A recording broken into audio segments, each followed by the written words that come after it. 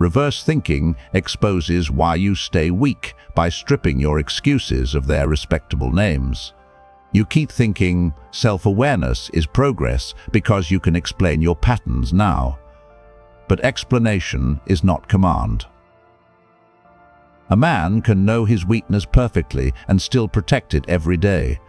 Fear calls itself patience. Avoidance calls itself planning. People-pleasing calls itself kindness. Dependence calls itself loyalty. Escape calls itself recovery. And because each disguise sounds reasonable, you never have to face the real mechanism. Your weakness survives by borrowing the language of virtue. The cost is not just wasted time. It is self-trust collapsing quietly while your life keeps producing evidence against the man you claim to be. But reverse thinking is not self-hatred. It is strategy. Ask the forbidden question. If I wanted to remain weak, what would I keep doing? Then look at your routine. Because this is not philosophy. Jeff Bezos used this kind of thinking before leaving a stable Wall Street job. Andy Grove used it before Intel abandoned the old identity that was slowly trapping it. Machiavelli understood the same law long before modern business gave it clean language. The world does not reward what you imagine yourself to be. It responds first to what it can see. In The Prince, Machiavelli wrote that men judge generally more by the eye than by the hand. That line should disturb any man who still believes hidden greatness is enough. If your strength is invisible, it has no power. If your ambition has no proof, it has no authority. If your discipline exists only in your imagination, the world is correct to ignore it. And now the real question opens. How many of your virtues are actually disguises for weakness? You may not be lazy. That is too simple. You may be more dangerous than lazy. You may be a man who has learned how to protect weakness with intelligent language. You do not say you are afraid. You say you are being patient.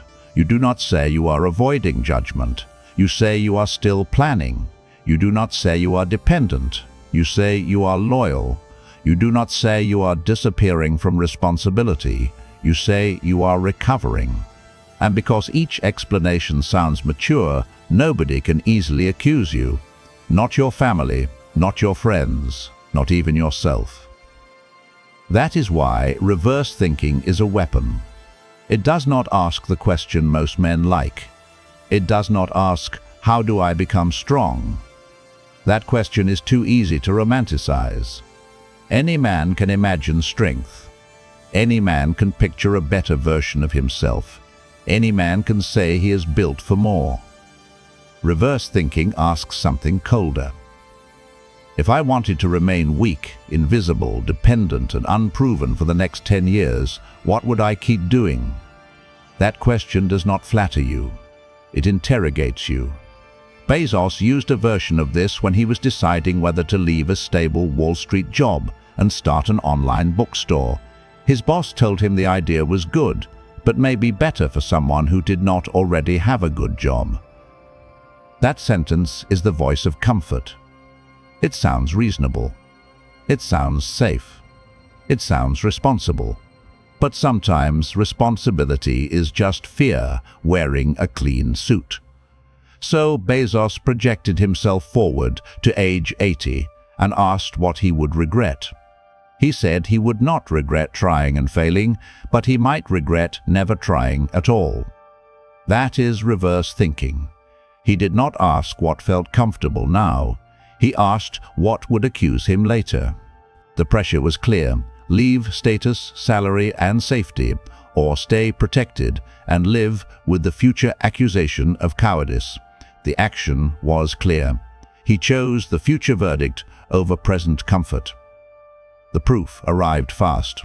In the Amazon shareholder letter from 1997, Bezos reported that Amazon had served more than 1.5 million customers, grown revenue by 838%, and reached $147.8 million in revenue that year. The lesson is brutal. Future regret exposes present weakness. Now look at Andy Grove and Intel. In the 1980s, Intel was being crushed in memory chips. Grove asked Gordon Moore a reverse question. If they were replaced and a new chief executive came in, what would that person do? The answer was painful. A new leader would exit the memory business. So they made the hard move and shifted toward microprocessors, the identity that later defined Intel power in personal computing.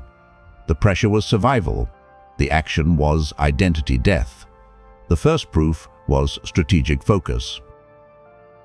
The power lesson is this: sometimes the old identity must die before the stronger empire can appear. That is the part most men refuse to understand. They do not only protect bad habits, they protect old identities.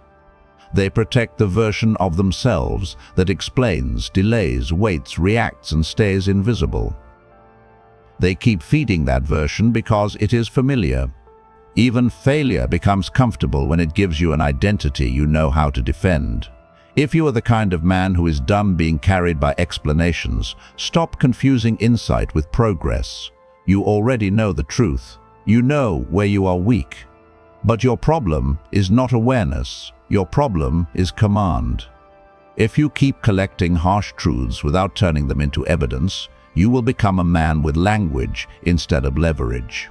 Inside Patreon, you get deeper, unfiltered breakdowns on discipline, power, perception, and self-command, so you can turn private ambition into visible proof. This is not for men looking for comfort. It is for men who want to stop being controlled by excuses that sound intelligent. The decision is yours. Now let us expose the disguises. Number 1. Patience. That is actually fear.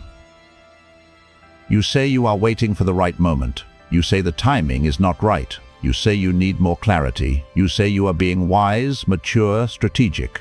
And maybe sometimes that is true. Patience is powerful when it protects strategy. A hunter waits. A chess player waits. A ruler waits when delay gives him position, information, or leverage. But reverse thinking asks the colder question. If you wanted to avoid being judged, would waiting look exactly like this? Because there is a difference between waiting because the market is not ready and waiting because your ego is not ready. This is where the unsupported man often hides. He says he will start when he has more money, he will speak when he has more confidence, he will build when people understand, he will move when the plan is clearer. He will publish when the work is perfect. He will show his value when he is finally undeniable. But listen carefully. If you keep waiting for the conditions that remove the possibility of humiliation, you are not being patient. You are asking life to guarantee your identity before you test it. That guarantee will never come. No one is coming to make the first move safe. No one is coming to certify that your idea cannot fail. No one is coming to promise that your family will understand, your friends will respect it, the market will reward it, and your ego will survive the first public attempt. Patience becomes fear when it delays exposure without increasing readiness. A patient man sharpens the blade. He builds skill, he saves money, he studies the terrain, he tests quietly, he creates small proof before the full opportunity arrives. A fearful man stares at the blade and calls it timing. This is the test. During the waiting period, are you becoming more capable or only more comfortable with delay? Are you producing evidence or producing explanations? Are you building leverage or protecting yourself from the pain of being seen at your current level? The payoff is this. Patience is not measured by how long you wait. It is measured by what you build while waiting. So, stop asking, is this the right time? Ask, what proof can I create before the right time arrives? That question changes your identity. You stop being the man waiting for permission from circumstances. You become the man who uses imperfect circumstances to produce evidence. And once you understand that patience can hide fear, the next disguise becomes even more dangerous, because it feels more productive. Number 2. Planning. That is actually avoidance. Some men are addicted to preparation because preparation protects them from the market. They keep rewriting the plan. They keep refining the idea. They keep researching the niche. They keep watching tutorials. They keep collecting information. They keep telling themselves they are not ready. But reverse thinking asks, if you never wanted to face feedback, how would you hide? You would hide inside planning. Planning feels noble because it looks productive. It gives you the emotional reward of progress without the risk of public judgment. You can fill notebooks. You can build systems. You can study competitors. You can make diagrams. You can create schedules. You can feel intelligent. And still, your life may have no visible evidence that anything is moving. That is the danger. Planning can become private theater. It lets you perform competence in a room where reality cannot interrupt. Gary Klein created the pre-mortem method because projects often fail when people are too polite, too optimistic, or too afraid to speak about weaknesses early. In a pre-mortem, the team assumes the project has already failed, then explains why. That is reverse thinking turned into practical risk control. Apply that to your life. Assume your plan failed after 12 months. Why? You never published. You never asked for feedback. You never sold. You never measured. You never faced rejection. You kept improving the private version of yourself while your public evidence stayed empty. That is the part most men do not want to say out loud. They are not always planning because they are serious. Sometimes they are planning because execution would expose their real level. Charlie Munger told graduates at the University of Southern California Law School that problems often become easier when you turn them around in reverse. He said, inversion can solve problems other methods cannot. Then he gave a brutal life version. What causes failure? Sloth and unreliability. That is not motivational language. That is a death sentence for the man who keeps breaking promises to himself. Because unreliability does not only destroy your reputation with other people, it destroys your reputation with yourself. Every time you say you will execute and then retreat into more planning, your mind learns not to trust your declarations. You become divided. One part speaks like a future winner. The other part remembers the evidence. And evidence wins. The payoff is simple. Planning is only power when it creates contact with reality. A plan that never reaches the market is not strategy, it is protection. A plan that never faces feedback is not preparation, it is avoidance with structure. A plan that never produces output is not intelligence, it is fear with a calendar. So stop being the man with the perfect plan and no scars. Become the man whose rough execution teaches him faster than his private fantasies ever could. You do not need a perfect plan to begin. You need a plan that forces reality to answer. And once reality answers, your ego loses control of the story. That is exactly why most men avoid it. Now we move to the third disguise, and this one is especially seductive because other people may praise you for it. Number 3. Humility. That is actually invisibility. You say you do not want attention. You say you are humble. You say you let the work speak for itself. You say you do not need validation.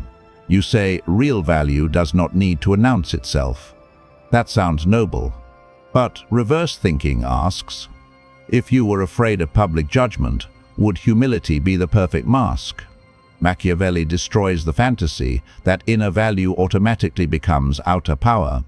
He understood that men do not respond only to substance. They respond to signals, appearances, reputation, proof, and visible consequence. He wrote that men judge generally more by the eye than by the hand. That means everyone can see what you appear to be, but few truly know what you are. This line should disturb every man who thinks hidden greatness is enough, because hidden value is often treated as non-existent value. The market does not reward what it cannot see. Opportunities do not chase what has no signal. Respect does not form around invisible competence. Money does not automatically find the quiet man who is secretly good. Power does not gather around potential that refuses to become evidence. This does not mean you become loud, fake, desperate, or theatrical. That is not strategy. That is insecurity with volume. It means you stop confusing obscurity with virtue. There is a kind of humility that is noble. The humility to learn. The humility to improve. The humility to take correction.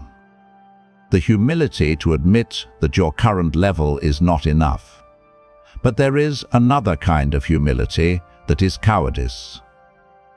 The refusal to show your work because public proof might reveal you are not as advanced as your imagination said you were. That kind of humility does not protect your soul. It protects your ego. Many men say they do not want attention, when the truth is they do not want measurement. They do not want the market to decide. They do not want strangers to judge. They do not want the world to compare their output against their ambition. But the world cannot update its judgment without evidence. If people still see the old version of you, ask yourself a harder question. Have you given them enough proof to see anything else? The payoff is cold. Visibility is not vanity when it is attached to value. Visibility is distribution. Your value needs evidence. Your skill needs signal. Your discipline needs output. Your ambition needs proof. Stop saying, "I do not need to be seen." Say instead, "My value needs evidence." That is not begging for attention. That is accepting the law of perception. And if no one sees your proof, the world has no reason to update its judgment. This leads directly into the fourth disguise, because once a man is invisible, he often clings harder to any place where he feels he belongs. Number 4. Loyalty. That is actually dependence. A man can waste years inside a job, friendship, relationship, or environment that drains him and call it loyalty. He says, "I am not the type to abandon people." He says, "I remember who was there before." He says, "I do not turn my back on others." He says, "I am just being patient with them." But reverse thinking asks, if you were afraid to lose belonging, would you call that fear loyalty? This is where unsupported men get trapped. Because when you have little support, even weak connection feels expensive to lose. A bad circle still feels like a circle. A draining job still feels like security. A familiar environment still feels safer than the unknown. A person who gives you crumbs of approval can feel important when your life has been starving for recognition. So dependence puts on the clothing of loyalty. And because loyalty is morally respected, you may never question it. You may keep giving your time to people who do not protect your future. You may keep working inside environments that consume your strongest hours and return only enough money to keep you afraid of leaving. You may keep explaining your ambition to people who benefit from your hesitation. But loyalty without standards is not strength. It is captivity with moral language. Machiavelli warned that a ruler must avoid contempt, not only hatred. Contempt. Why? Because once people see you as someone who cannot leave, cannot say no, cannot enforce limits, and cannot survive without their approval, your value collapses. A man without alternatives is easy to underpay. A man without boundaries is easy to drain. A man without the courage to disappoint people is easy to control. Look again at Andy Grove and Intel. Intel could have called memory chips loyalty to its origin. It could have defended the old business because that was where its identity had been built. It could have stayed attached to the familiar and called that attachment honor. But Grove asked the reverse question. If new leadership came in without emotional attachment to the past, what would they do? The answer was to leave. That is the lesson. Sometimes what you call loyalty is only fear of identity, death. A stronger man does not betray his future to prove his goodness to environments that are consuming him. He builds options. He builds savings.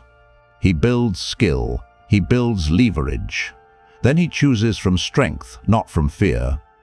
The payoff is this: loyalty is powerful only when it is chosen freely. If you cannot leave, it is not loyalty. It is dependence. If you cannot say no, it is not kindness. It is submission. If you cannot disappoint people, it is not honor. It is emotional captivity. The identity shift is simple. Stop proving your goodness by staying where your strength is being consumed. Build enough power to choose your loyalty instead of needing it as a shelter. And once you see dependence clearly, you begin to see another disguise. One that does not look like weakness at all. It looks healthy. It looks justified. It even sounds responsible.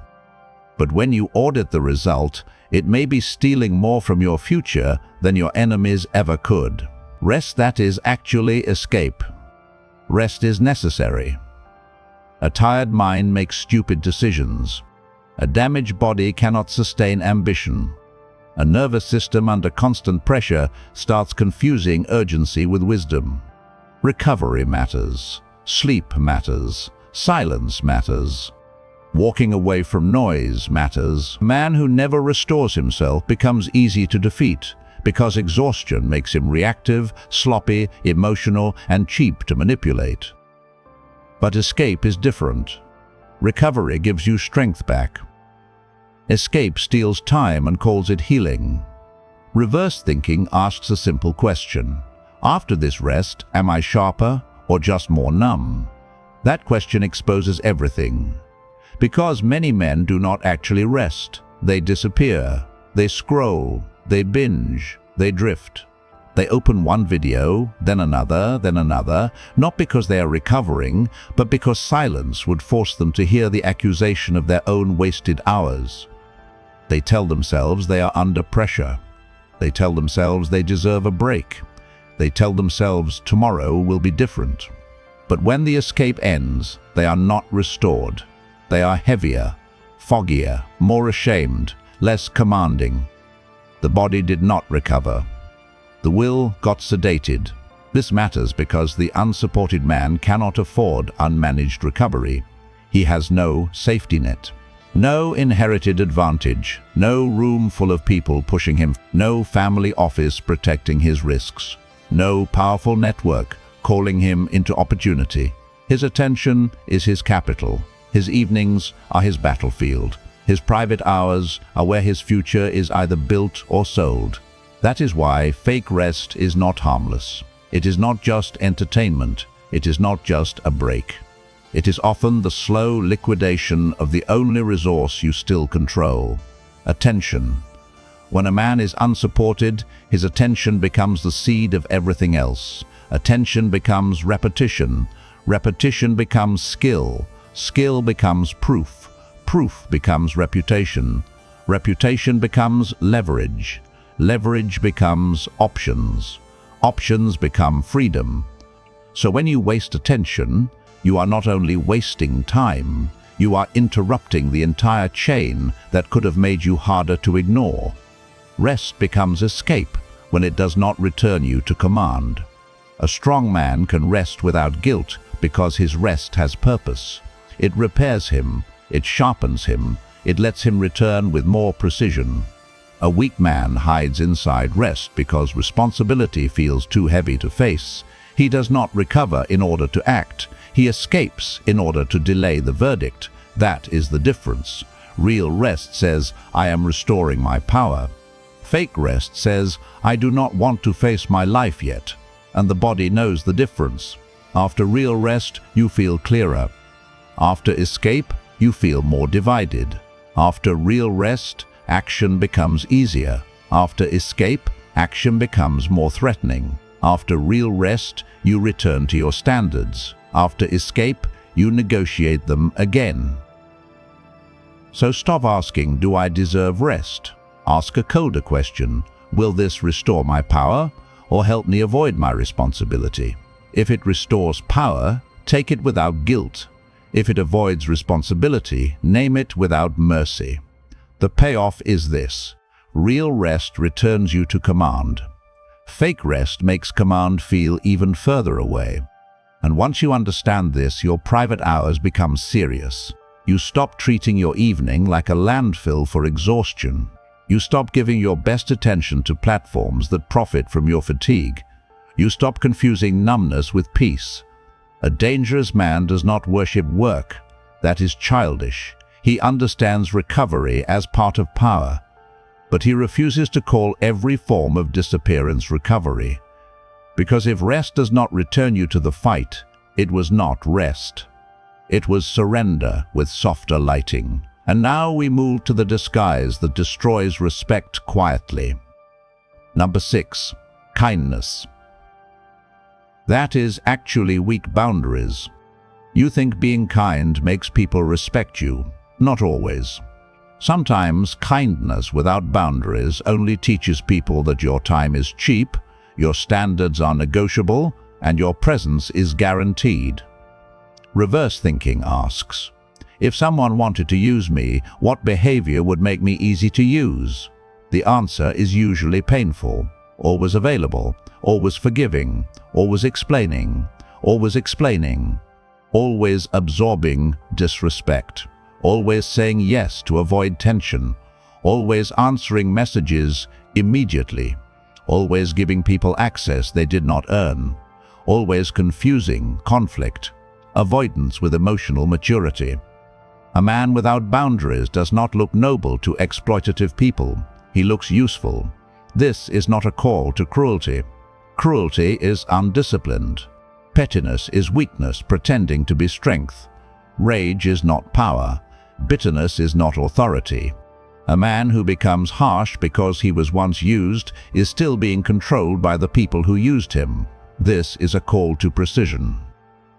Machiavelli was not teaching men to be evil for entertainment. He was teaching rulers to understand incentives. People respond to incentives, costs, signals, and consequences. If there is no cost to wasting your time will be wasted. If there is no cost to disrespecting your standards will be tested. If there is no cost to draining your energy will become public property. The unsupported man must learn this early because he is often emotionally hungry. He wants belonging. He wants recognition. He wants someone to see his effort. He wants someone to say, I understand what you are trying to become. And because he wants that, he may overgive. He may tolerate too much. He may make himself useful to people who have no intention of helping him rise. He calls it kindness. But reverse thinking asks, if you were afraid of losing connection, would you disguise that fear as generosity? A man who cannot say no is not generous. He is available for occupation. A man who cannot disappoint people is not kind. He is afraid of the emotional cost of standards. A man who cannot enforce consequences is not peaceful. He is dependent on others choosing not to exploit him. That is not strategy. That is hoping wolves become vegetarian because you have good intentions. Kindness needs structure. Give, but not to people who treat your giving as entitlement. Help, but not when help becomes a way to avoid building your own future. Be patient, but not with patterns that keep repeating because there is no consequence. Be calm, but do not be so calm that disrespect begins to think it has permission. The payoff is this: kindness without structure becomes an invitation. And the identity shift is not to become cruel.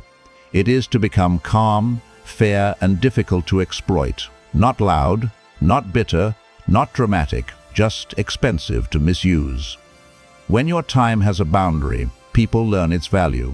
When your attention has a standard, people stop assuming access. When your energy has protection, your future stops being drained by every person who feels entitled to your availability. That is when kindness becomes powerful, because now it comes from choice, not fear. Now you can give without becoming owned. Now you can help without becoming consumed. Now you can stay calm without becoming cheap. And this takes us to the seventh disguise, the one that humiliates men because it attacks the identity they are most proud of. Number 7. Ambition. That is actually fantasy. This is the most humiliating one. Because many men do not lack ambition, they lack evidence. They speak with intensity. They imagine future success. They feel different from ordinary people. They believe they are built for more. They feel misunderstood by family, doubted by friends, ignored by society, and emotionally tired of needing validation from people who cannot see what they see. And sometimes they are right. But sometimes they are not underestimated. They are unproven. Those two feelings can look the same from the inside. That is why reverse thinking asks, if a stranger judged me only by my output, what would he conclude? Not by your intentions, not by your pain, not by your private dreams, not by your trauma, not by how badly you want to win, only by your output. What would he see? That question is brutal because it separates identity from evidence. Many men secretly live on future identity. They borrow confidence from the man they plan to become. They feel superior because of the ambition they carry, not the proof they have built. They look at ordinary people and tell themselves, I am not like them. I am built for something greater, maybe. But the world does not owe respect to maybe. The market does not pay for potential. It pays for proof. Opportunity does not kneel before intensity. It responds to visible value. Reputation is not created by private desire. It is created by repeated evidence that other people can see, measure, trust, and remember. This is where the audience for this message must be careful. Pain can become seductive. Being doubted can become part of your identity. Being unsupported can make you feel chosen. Being misunderstood can make you feel superior. But none of that produces leverage unless it becomes skill, output, reputation, or money. You may be underestimated.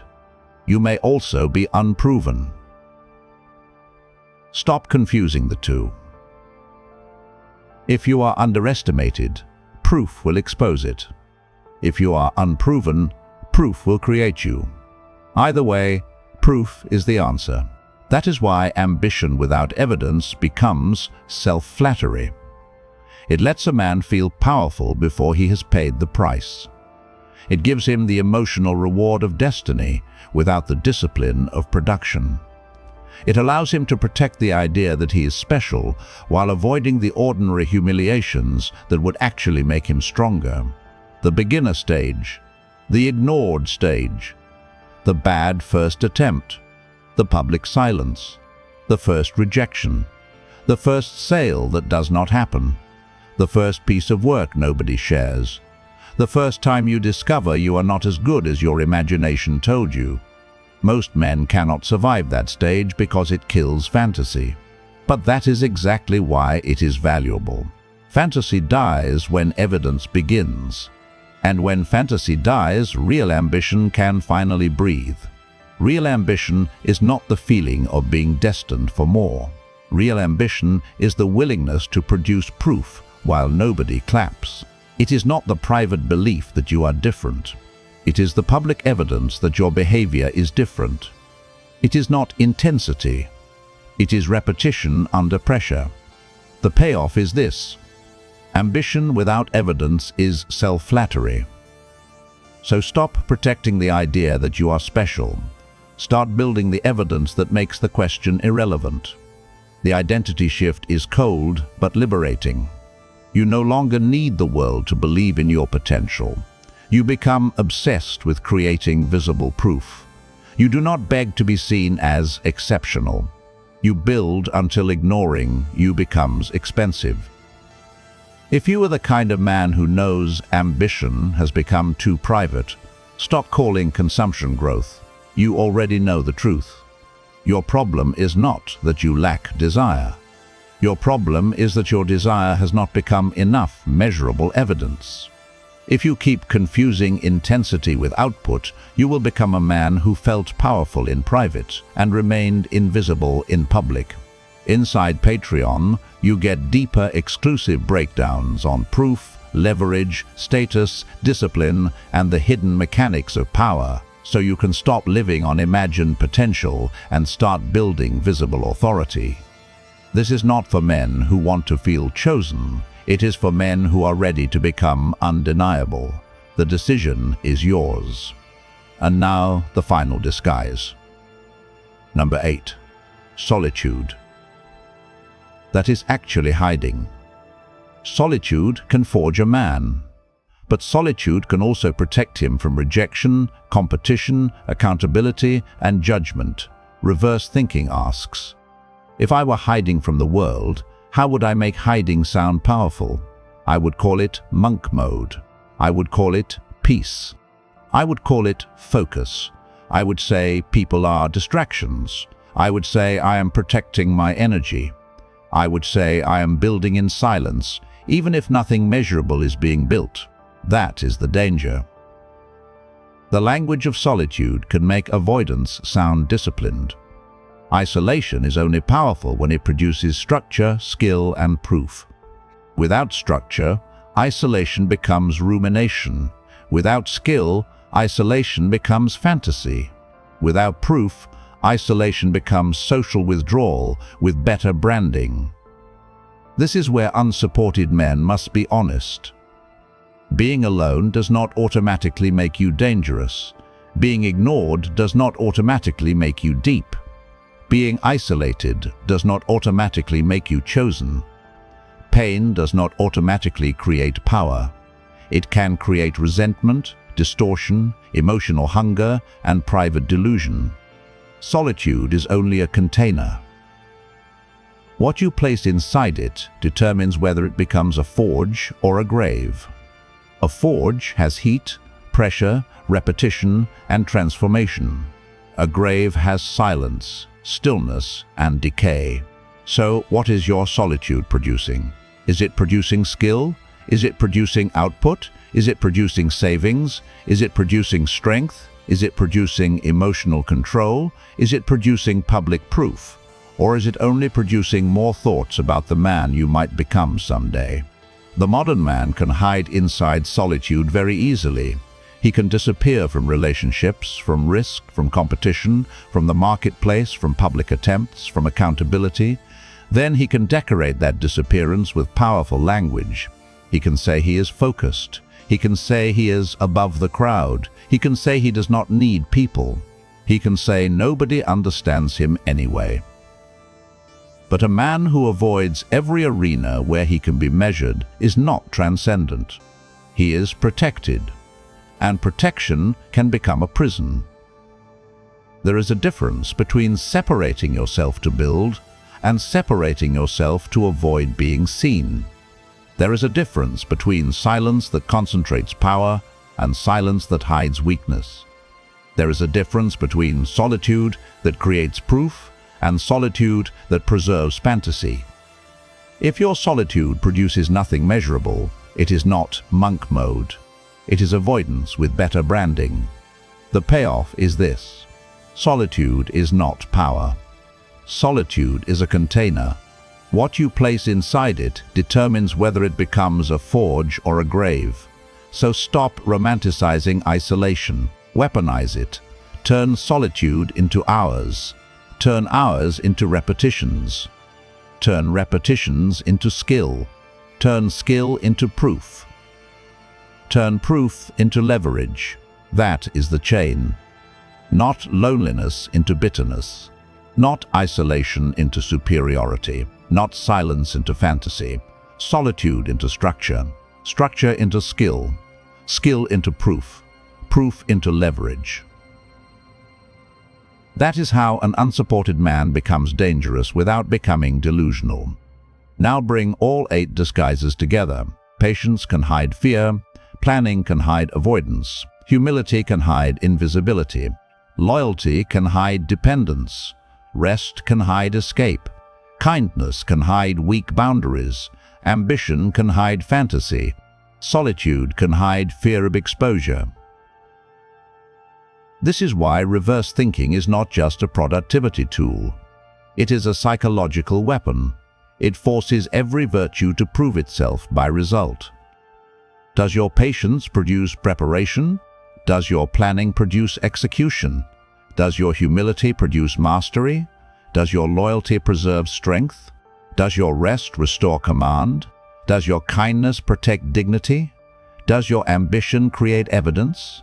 Does your solitude produce proof?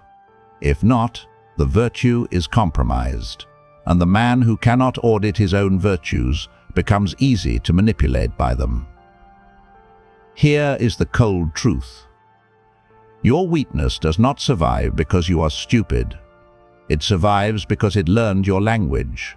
It learned how to sound mature. It learned how to sound careful. It learned how to sound loyal. It learned how to sound humble. It learned how to sound spiritual, strategic, wounded, busy, tired, and misunderstood. Reverse thinking takes that language away. It asks one question again and again. If I wanted to remain weak, what would I keep doing? Then it waits. And if you are honest, your routine will answer. Because your routine is not neutral. It is either building the man you claim to be, or it is quietly defending the man you are too ashamed to admit you still are. The man you claim to be is not proven by what you understand. He is proven by what you repeatedly do when no one is watching, no one is clapping, and no one is coming to save you. Self-awareness is only the door. Command is what walks through it. So stop worshipping insight. Stop explaining your patterns like explanation is transformation.